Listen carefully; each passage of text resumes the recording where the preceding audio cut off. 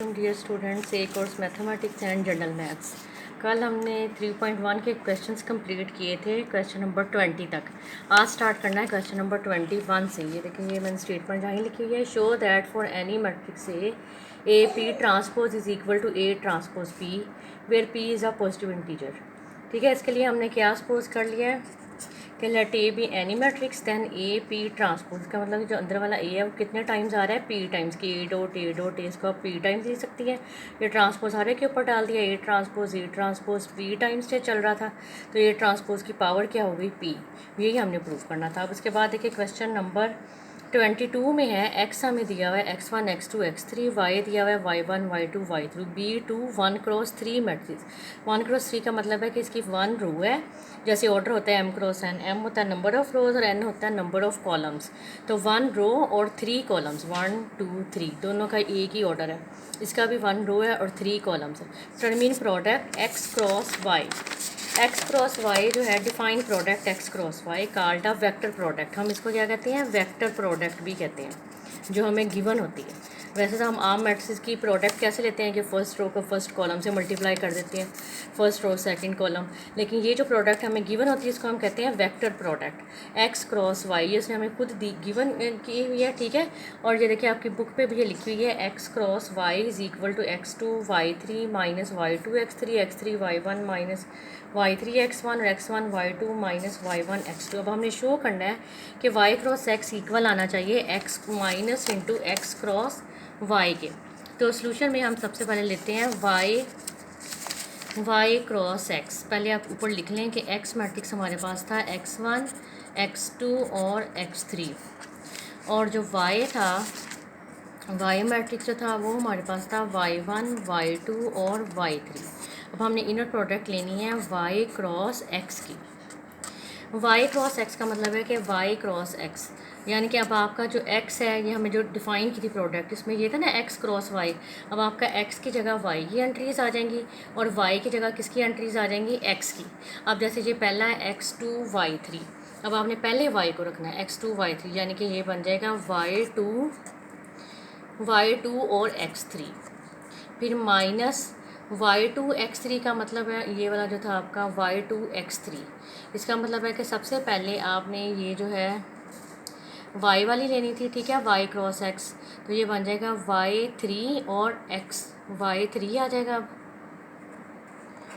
y3 बन जाएगा, और ये y क्रॉस x y3 और x2। अब सेकंड एंट्री देखें, अब आपकी यहाँ क्या आ रही थी, x3 y1, x की हम किससे कर देंगे चेंज, y से, यानी कि y3 x1 माइनस जहाँ पे y आ रहा है उसको आपने x से चेंज करना है, जहाँ x आ रहा है उसको y से। तो ये आपका बन जाएगा x3 y1, ठीक है। यहाँ पे भी देखें x1 y2 है और x1 y2 का मतलब है कि ये है y1 x2 minus x1 y2, ये आपका ये बन गया, ठीक है। अब इन सब में से देखें कि आप ये जो इनर प्रोडक्ट है, ऊपर वाली इनर प्रोडक्ट को देखें, ये है x2 y3 और यहाँ पे आपका क्या आ रहा था y2 x3 minus y3 x2, यानी कि इन दोनों में से हमें क्या करना पड़ेगा, माइनस साइन कॉमन लेना पड़ेगा, फिर ये इसके इक्वल आ जाएगी। इस यहाँ पे देखें ये है y3 x1 minus x3 y1, क्योंकि हमने इसको प्रूव किसके करना था, x क्रॉस y के। तब हम इन सब में से माइनस साइन कॉमन ले लेते हैं, तो ये पहले आ जाएगी, माइनस माइनस प्लस हो जाएगी, x2 y3 minus y2 x3, और ये भी इस तरह ये बन जाएगी x3 y1 minus y3 x1। इस तरह ये भी हो जाएगी x1 y2 minus y1 x2। अब ये देखिए ये वाली इनर प्रोडक्ट और ये ऊपर वाली, ये दोनों आपस में इक्वल आ गई ना, इसका मतलब है ये इक्वल हो गया minus into X cross Y के। y क्रॉस x आपका इक्वल आ गया x क्रॉस y के, यही हमने प्रूव करना था, ठीक है। ये आपका इसका फर्स्ट पार्ट हो गया। सेकंड पार्ट में देखें, इजी है ये, आपने बस इस इनर प्रोडक्ट को ध्यान से ज़हन में रखना है, ठीक है, कि ये x क्रॉस y थी, हमने y क्रॉस x निकालना था, तो जहाँ पे x था उसको आपने y से इंटरचेंज कर देना है, जहाँ y है उसकी जगह आपने x लिख देना है। अब उसके बाद देखें सेकंड में आपका आ रहा है कि x क्रॉस x को हमने ज़ीरो प्रूव करना है। x क्रॉस x का मतलब है कि हमने दोनों एंट्रीज़ ये ही ले लेनी है x की, x1 x2 x3, इस तरह x1 x2 और x3। अब जब हमने इनके भी इनर प्रोडक्ट लेनी है, ये वेक्टर प्रोडक्ट, तो फिर हमने इसी प्रोडक्ट को ज़हन में रखना, ठीक है। अब यहाँ पे जहाँ पे y है वो भी वो आपका ये पहला मैट्रिक यानी कि x का है, दूसरा किसका है, y का। तो पहले वाला देखें x2, और यहाँ जहाँ पे y3 लिखा हुआ है यहाँ पे आपका क्या आ जाएगा, x2 x3 माइनस, फिर आ जाएगा x2 x3, फिर इसका x3 और x2 और फिर आ जाएगा x3। अब यहाँ पे देखें x3, और जहाँ y1 है वो किस रिप्लेस हो जाएगा, x1 से, माइनस जहाँ पे y3 है यहाँ पे ये आ जाएगा x3, और ये x1 तो x1 ही लेगा, ठीक है। यहाँ पे भी देखें x1 y2, x1 और जहाँ पे y2 है यहाँ क्या आ जाएगा, x2, माइनस जहाँ पे अब y1 है वहाँ आपका क्या आ जाएगा, x1, और दूसरा क्या था, x2। अब ये देखिए सारी सेम हो गई, सारी आपस में कैंसिल हो गई, ये भी ज़ीरो हो गया, ये भी ज़ीरो हो गया, और ये भी ज़ीरो हो गया। और यही हमने प्रूव करना था कि x क्रॉस x आपका किसके इक्वल आता है, ज़ीरो के। अब उसके बाद इसी का था लास्ट पार्ट, थर्ड पार्ट में देखें, ये आपने खुद भी ट्राई करना है, ईजी है। x cross y cross z is not equal to x cross into Y cross z के। और उसने कहा कि ये लेना, और यहाँ पे z की वैल्यू हमने कंसीडर कर लेनी है z1 z2 और z3। अब इसमें भी पहले हम इसकी राइट हैंड साइड लेते हैं, फिर लेफ़्ट हैंड साइड लेते हैं, फिर हम उसको कहेंगे कि दोनों आपस में इक्वल नहीं है। ये पहले आपकी आ गई लेफ़्ट हैंड साइड कि x cross Y cross z, एक साइड मैं प्रूव करती हूँ, एक आपने खुद ट्राई करनी है। अब x क्रॉस y की वेक्टर प्रोडक्ट आपको गिवन थी, उसको आपने ऐसे लिख लेना है x2 y3 minus y2 x3, फिर है x3 y1 minus y3 x1, फिर है x1 y2 minus y1 x2, और क्रॉस प्रोडक्ट इसके हमने किसके साथ लेनी है, z के साथ। z आपको क्या गिवन था, z1 z2 z3। अब यही जो वैल्यू आई है इसके ऊपर अब आपने ये वाला फार्मूला दोबारा अप्लाई कर देना है, ठीक है, कि यानी कि ये आपका मैट्रिक्स x का हो गया और ये किसका हो गया, y का।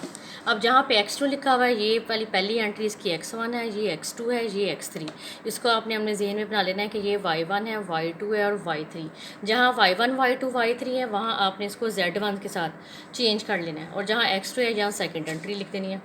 अब x2 देखें आपका किसके इक्वल था, x2 था x3 y1 minus y3 x1, और इसके बाहर आपने क्या लिखना है, y3 क्या है, z3 माइनस y2 x3। अब y2 की जगह आपके पास क्या आ जाएगा, z2, और x3 की जगह क्या आ जाएगी, ये वाली value x1 y2 minus y1 x2। अब इस तरह ये मिडल वाली आप लेंगे, ये मैं इधर से स्टार्ट कर देती हूँ, x3 y1 यानी कि x1 y2 x1 की जगह ये पूरा लिखना है x2 y3, ठीक है, x3 y1 x3 और y1 की जगह आपके पास आ जाएगा z1, और x की जगह ये वाली वैल्यू, ये है ना हमारा x1 x2 और x3, इसकी जगह ये आपकी आ जाएगी वैल्यू x1 x3 और y1। x3 ये था, x1 और y2 x1 y2 minus y1 x2। ये हमने किसकी वैल्यू पुट कर दी, x3 की। अब हमने किसकी करनी है, y1 की। तो y1 की जगह हम क्या लिख देंगे, z1, ठीक है। और उसके बाद नेक्स्ट देखिए माइनस, इसी में माइनस था y3 x1, y3 का मतलब है z3, और इसके साथ किसकी वैल्यू है, x1। अब x1 आपका किसके इक्वल है, x2 y3 minus y2 x3 के।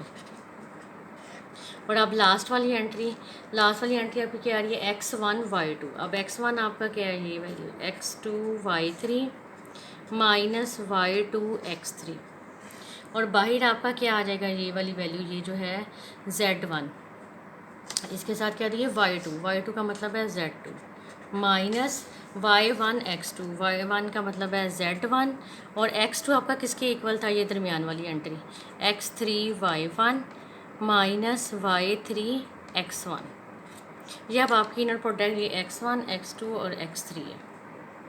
ये अब आपकी इनर प्रोडक्ट जो है x cross y cross z की आपने कंप्लीट कर दी। इन सबको आप आपस में मल्टीप्लाई भी करके देख सकती हैं, फिर भी ये ऐसे ही रहेगा। ठीक है, देख लें, अगर कुछ कैंसिल होता है कैंसिल कर दें, नहीं कैंसिल होता तो ना कैंसिल करें। ठीक है, ये साइड मैं आपको कंप्लीट कर देती हूँ और राइट हैंड साइड आपने खुद कर लेनी है। ठीक है, इनका आपने आपस में मल्टीप्लाई कर लेना है और इसी तरह इसकी ये जो साइड है ये आपने खुद कंप्लीट करनी है। इसको y क्रॉस z के साथ पहले मल्टीप्लाई करना है। जो आंसर है y क्रॉस z पहले लेना है, फिर जो आंसर आएगा उसको x के साथ कर देना है।